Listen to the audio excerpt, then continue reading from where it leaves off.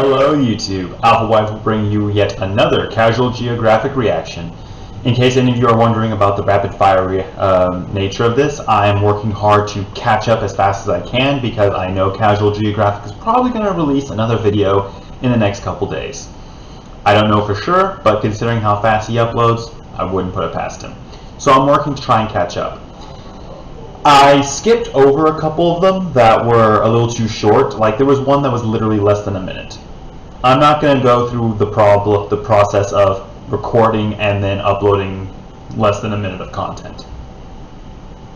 So I skipped ahead and found what looks to be one of the most popular videos on his channel, Ruining Your Childhood for 10 Minutes, and considering that it opens up with a clip from Finding Nemo, I'm not sure about this. So, if you like this video, indicate so down below. If you have suggestions for future videos, drop them in the comments. And if you aren't already, please subscribe. In the description will be a link to the original video to go check out for yourself, as well as links to Gaming Latorius' Instagram and Twitter. If you also feel so inclined, head over to those sites and follow us there. We're working on really trying to expand Gaming Latorius' social media presence and hopefully reach larger audiences who might find this kind of content interesting. Furthermore, if you do think that someone you know might like this content, go ahead and send them this way. We'll be more than happy to receive them. With all that said and done, let's go ahead and get into it. Disney, yeah, I gotta explain this. So the reason Nemo's an only child and can't celebrate Mother's Day outside of a graveyard is because a barracuda came and nearly clapped his entire bloodline. One problem though, barracuda don't eat clownfish, but you know who does? According to extensive research, Google, clownfish are known cannibals that will spawn kill and eat their own young. Oh, but that's not all. In clownfish society, the females are bigger, stronger, and more dominant than the guys. So if Marlin's wife went on a murking spree, I'm talking full cannibal Lecter, he would have been too weak to stop her. So what if his wife Casey Anthony, man I use that joke a lot. What if his wife squad wiped his family and then he was so traumatized that he blamed an imaginary barracuda for the mass genocide of his children? And what if as a coping mechanism he pretended that he was able to save one, which he named Nemo, a name that literally means nobody? It actually makes sense. Makes sense because if his wife was actually killed in front of him, according to clownfish rules, he would turn into a female to replace her. That could explain his severe trust issues after the love of his life erased his entire family. Disney, you have 24 hours to respond or I'm just going to assume the worst. Dark facts about Finding Nemo. Nemo would have suffered a brutal death once he got flushed. As a saltwater fish, his body would be used to pulling in water. But in a sewer plant with fresh water, that water would just get forced into his body. Basically, he'd get internally waterboarded until he died a painful water-intoxicated death. Finding Nemo convinced millions of dumb kids that they could flush their fish back into the ocean. What they really did was commit unintentional homicide because their fish would get eviscerated by sewer treatment. That didn't sound like it was going to go If you were one of those kids, you're a murderer. When Bruce cries about never meeting his father, there's truth in that. Some female sharks will give it up to so many guys that one litter of shark pups can have 5 dads. Even if his father didn't dip like a future pro athlete, Bruce would have no way of knowing who his real dad was because his mother was for the trenches. If you rewatch Finding Nemo, you'll realize that Nigel the Pelican last saw Nemo seemingly dead in the fish bag. This scene is the last time we see him, so there's a good chance he went the rest of his life thinking Nemo got killed in front of him, and he probably blames himself for it. Since I would hope they'd meet up again. Became the dominant female once his wife died, and since there were no other clownfish around, he would have done something to Nemo that no amount of fish therapy would ever heal. Dark Finding Nemo facts that you will unfollow me for. Nemo was more likely to get cannibalized by his own father than eaten by a barracuda. Barracuda don't eat clownfish or their eggs, but you know who does? Nemo's biggest op wouldn't be a cuda, it'd be his own flesh and blood. Yeah. Since a whale's respiratory and digestive tracts aren't connected like a human's, it wouldn't have been able to shoot them out his blowhole. Instead, they would have been forced into one of its 4 stomachs where they would have been dissolved alive by the acid. But they wouldn't make it that far because the moment they decided to just keep swimming to the bottom of the ocean would be the moment we saw credits. Anglerfish live more than 6,000 feet underwater. Yeah. At more than a mile underwater, they'd be under more pressure than a firstborn with immigrant parents. In fact, that much pressure would crush them and force their organs out of their mouth. Yeah, I figured as much. Way to die. Dory would have had a colossal spine and severely injure people, or even Marlin if she forgot to be careful. I mean, not like she forgets a whole lot anyway. Dory could fade you because those spines could cause deep wounds that result in swelling, discoloration, and infections. On top of that, she'd be toxic enough to poison people, although I've heard people say the same thing about a voice actor. Okay, fair enough, I should probably explain this. As a clownfish, Nemo would be a saltwater fish, and water moves from higher concentration. Okay, so this is actually something I've had to debate and have had to tell people before. Basically, the reason why most aquatic creatures cannot exist in the opposite kind of water, depending on the water salinity, is because if it's the equivalent of someone who's really used to being dehydrated suddenly flooding their body with water, it would just cause all kinds of bloating. And on the other hand, the freshwater fish going to a saltwater environment is the equivalent of a person who is accustomed to a very humid, damp environment suddenly being dropped in the Sahara. They just dry out almost immediately. I've had to explain this to some people, so I get this already. Concentration to lower concentration. Stay with me, I swear to Tom Brady this is going to make sense. So a fish surrounded by salt water means there's a high concentration of water inside the fish. So high to low, water would leave the fish. So to avoid losing water and joining his mother in the afterlife, Nemo would constantly be taking water in while his kidneys pump the salt out. Now if you put Nemo in fresh water, the opposite happens.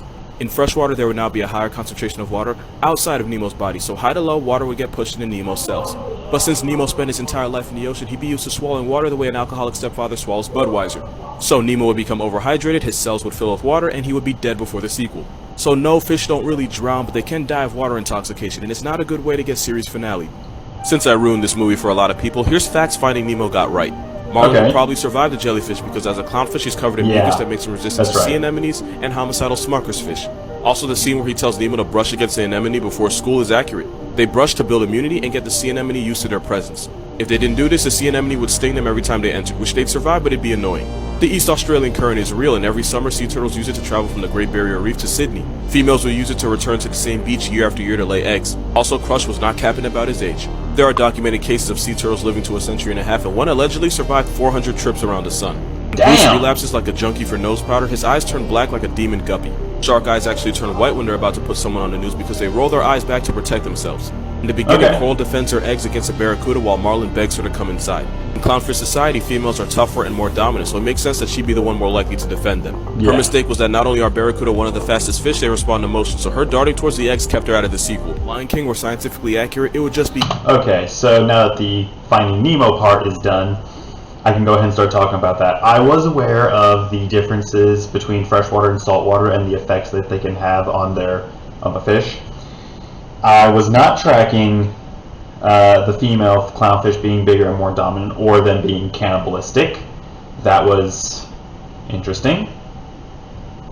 I like to think that seagull was, or pelican, whatever he was, would have at least been like talked to at one other point after Nemo got reunited with his dad. I would like to imagine that, so I would hope that Nigel was his name would kind of get brought up to speed, like, oh yeah, he's alive, my son's alive, you're good. But that's just me. So what does he have to say about Lion King? Case after case. First of all, darker manes are more desirable in lion society, so Scar should have been king to begin with. Next, when a new male lion becomes leader, the first thing he does is murder all the children from his previous successor, meaning Scar would have personally aborted Simba and Nala. Which brings me to my next point. Mufasa was the alpha lion, meaning any cubs we saw were fathered by him. Especially since we never see any other adult male lions. So yeah, Simba and Nala were half siblings. Not distant twice removed cousins. Not stuck in the dryer step siblings. I'm talking full on West Virginia family reunion blood siblings. This scene would have been a case and a half. But before he Hakuna'd Hurtadas, Nala would have killed Simba right here. Remember, Nala was starving and was fighting over what was a limited resource. Not this kind of starving, but for food. And when lions are hungry enough, they'll reach a state of psychosis where they'll do literally anything for food, even cannibalizing cubs. That and the fact that Simba had zero fighting experience means Nala would have folded him like a backyard lawn chair. He also would have lost his Scar because again, no fighting experience. Even if Simba won, Simba was gone for at least 3 years. Meaning Simba would murder any child Scar had, and y'all want to know what happened to Mufasa's body. Technically the answer's in the movie, so watch this. Oh, that's fucked up. Birds like the vulture and marabou stork would have eaten his dead body. But there's a catch. Vultures have really weak beaks and feet, so they would have had to wait for an animal to tear him apart to make it easier for them. The question is, who got to his body first? These are the primary suspects. Hyenas and lions kill each other out of competition, not for food. Lions don't like the taste of hyena meat and probably vice versa, so safe to say they probably didn't eat Mufasa. African wild dogs are such efficient hunters that they don't have to resort to scavenging, so they're out. Jackals are notorious scavengers, but again, they wouldn't have found the taste of lion meat appealing, so they wouldn't have done it either. Here's where I'm gonna mess you up. Worms, maggots, and corpse beetles would have gotten to his body first. Likely the same bugs that Simba ate would have been the ones that defiled his father's carcass. They would have created openings that would have made it easier for these guys to finish the job. And since guys like the Lammergeier specialize in eating bones, after a few days there'd be nothing left. It wasn't Scar or the hyenas, it was actually vultures and bugs. Send this to a friend to ruin their childhood. I was actually hoping I get a comment like that because I really want to talk about it. So we all can agree that Lion King was based off the Shakespeare play Hamlet. I do not remember a letter of it, but I do know there's a scene where he holds a skull. In Hamlet, the skull belonged to Yorick, King Hamlet's jester. So if Scar holding a skull is a reference to this, we can assume that it was one of his jesters that he probably got tired of and killed. Makes sense because that skull is too small to be a lion's, but it's actually perfect baboon sized. So if we put the pieces together, Maybe Scar had a baboon as a jester, got tired of his nonsense, cancelled him, and now keeps his sun-bleached skull as an R-rated keepsake. That would explain why he now forces Zazu to entertain him, because the old entertainment guy is now dead. And again, since Lion King is based off Hamlet, this actually makes more sense than Scar keeping the skull of his murdered brother. Or maybe I'm just overanalyzing a kid's movie from 1994 because I honestly have nothing better to do. But I like think the first one, so I'm going with that. First images in nature you're gonna wish you. Okay, so Lion King having some really messed up dark secrets was to be expected. Disney kind of tries to clean things up.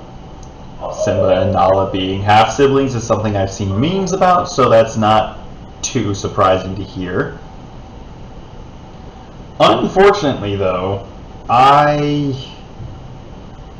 do not like the idea that Simba would have come back and just straight up killed any of Scar's kids. I don't like that, but then again, I know I grew up with the good, happy ending kind of Lion King, so let's go ahead and get back into this.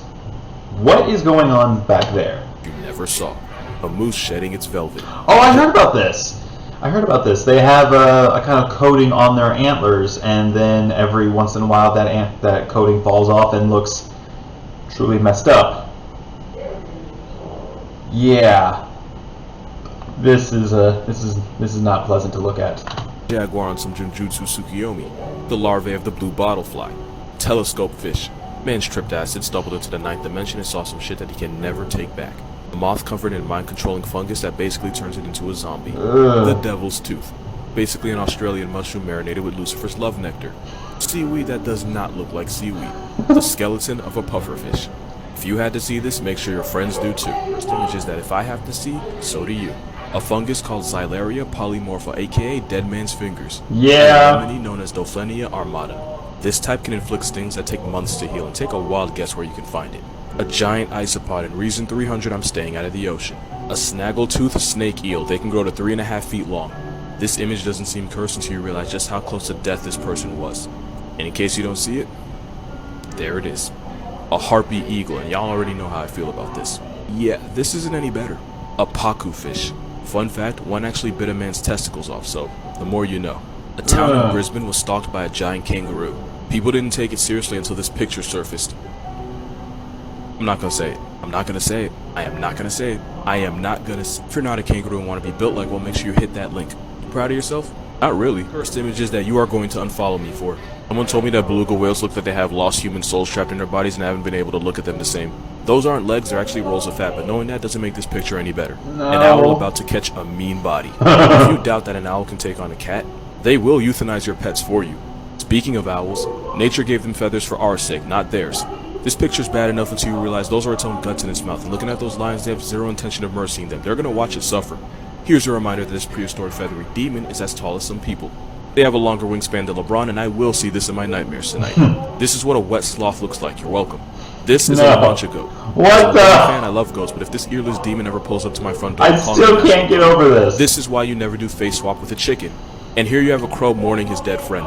Crows are highly intelligent and can form strong emotional bonds with members of their... I was wrong. Some images that you're probably gonna unfollow me for. If you can't find a snake in this picture, don't worry. Neither could this bird. Oh, and speaking of birds, this is what a baby pigeon looks like. I've never seen this in my life, and with any luck, I'll never have to see it again. A wraparound tree spider. Yeah, I heard about a these. hairless baboon. This is cursed. Okay, major trigger warning right here. A Suriname toad giving birth. Just a lion, right? Look a little closer. Yeah. There's a hyena right there, and the lion has no idea. Hyenas have been known to hide inside elephant carcasses. I wonder what shoes he has in his casket. The inside of a kangaroo pouch. No fur, no carpet, just a fleshy purse with a joey inside. The mouth of an emerald boa.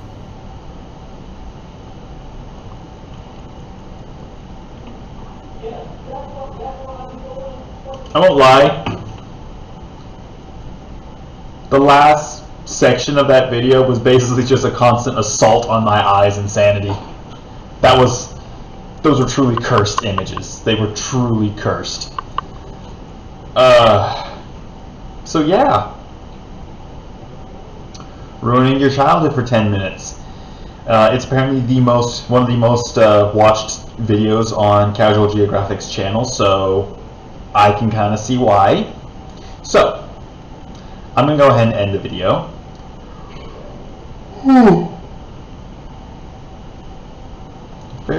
barely early afternoon. What the hell?